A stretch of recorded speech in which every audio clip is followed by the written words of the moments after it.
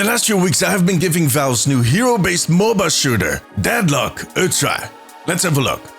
Lately, we've seen a lot of possible competitors for Overwatch launch their betas. Just in the last few months, we've seen Marvel rivals, Concord. And just a few weeks ago, Valve very quietly released the beta for their hero shooter, Deadlock. They didn't do any announcements, but just sent out invites and gave everybody that was in the beta the chance to invite their friends, which made the game soar to the top of the playtime charts. Creators weren't even allowed to talk about it or to stream the game. It was completely kept silent. Yet, it just kept growing bigger and bigger. And last week, when they finally lifted the embargo and made an actual Steam page for the game, it just exploded. Now, before I start, let me remind you that I already made a video on Marvel Rivals. I'll link that below. And I might eventually end up trying Concord, although I have to say I'm not very motivated by everything that I'm hearing about that game. But we'll see. Let's get back to Deadlock. In some sense, it is indeed a competitor for Overwatch. Maybe. I mean, it's not as closely a match like Marvel Rivals is, for instance. To be honest, I think Deadlock is closer to Smite than it is to Overwatch. It is a third-person MOBA game, and it does feature shooter heroes, which makes it slightly different from Smite, but it has all those typical MOBA elements. There's lanes you have to fight in. There are minion mobs that both assist you, and that are your prime way of gathering resources if you kill the enemy minions. One of those resources or currencies is used to buy upgrades in the shop, while you also have to unlock your abilities and slowly upgrade those. The matches are really slow-paced, very long, and gradually they become more and more intense as everybody grows stronger. Now, the goal of the game is to kill the enemy base, much like in any MOBA. But in Deadlock, those bases, so the main base and all of the subsections, are actually creatures that you need to defeat. There's guardians, there's walkers, there's shrines, and the final creature is called the Patron, which is basically a huge floating head that just keeps yelling at you throughout the whole match. Now, all of these creatures have a very interesting look to them. It's almost like Guillermo del Toro made a steampunk-themed movie. To be more specific, they could fit really well into a Hellboy movie. There's even a hero that looks suspiciously close to Hellboy. Because yeah, that whole theme comes back in everything, in the environments, in the heroes, even in the minions. The city really looks like the set for a noir movie, set in the 1930s. It has this industrial, dark feel to it. The minions are walking candles that are shooting at you. Kinda disturbing at first. And there is a huge list of heroes with very distinctive looks and abilities. Besides the fake Hellboy, there's a green goo creature that can actually encase friendly targets in a goo cube to heal them. There's a whole set of robots and all of them look different. There's an Arctic explorer, there's a Bobby policeman, a high fancy lady with a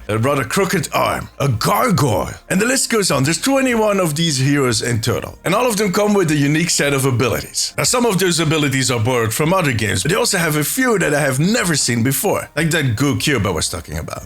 Look, I really love the whole vibe in this game. It just drew me in immediately. It's dark, it's gritty, it's very, very different from anything I've seen before. Which is, I think, what Valve does best, right? But that being said, for as much as I love the whole art direction, the gameplay just isn't my thing. Like I said before, these games keep going on and on. Like the shortest game I had was 30 minutes, but I had one game that ran for longer than an hour. And they are slow. It really is a tug of war. You push, you fall back, you push again. The last thing you want to do in a game like that is die.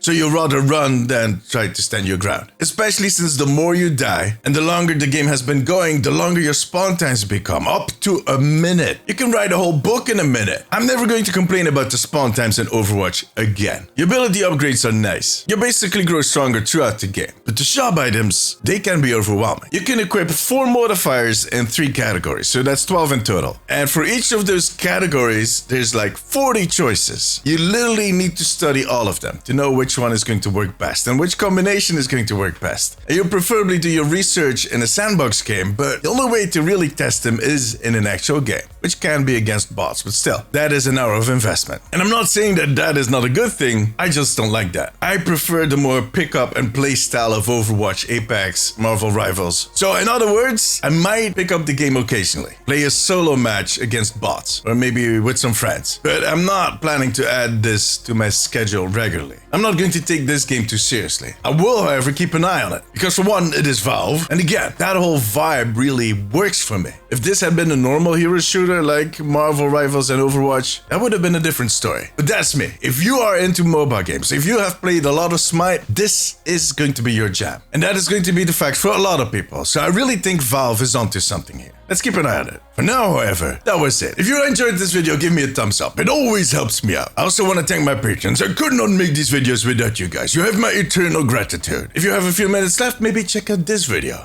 Click it. But above all, take care of yourself, take care of each other. Bye-bye.